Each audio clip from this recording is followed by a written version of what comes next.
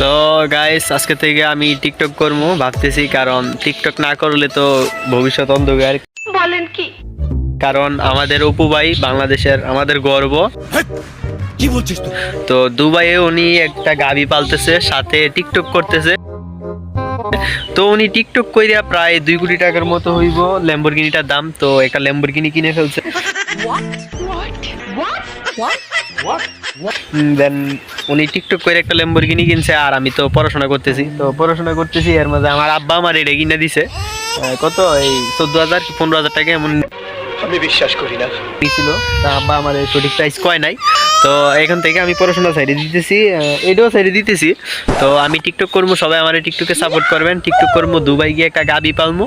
তো বড় বড় গাবির কিছু দেখামু, বড় বড় তো জাম্বুরা দেখামু। আচ্ছা আর কি দুবাইয়ে জাম্বুরা আছে, বড় বড় জাম্বুরা আছে, এগুলো দেখাবো। এগুলো দেখাইলে আপনারা আমারে সাপোর্ট করবেন। টাকা এ পড়বো, আপনারা সাপোর্ট করলে টাকা এ পড়বো। ভিউ থেকে তো ইনকাম হয় টিকটকে। তো এই আর কি, আমিও ল্যাম্বরগিনি কিনবো। তো এই জন্য আমি পড়াশোনা ছাড়িয়ে দিতেছি, আমি ওখান থেকে টিকটক করবো।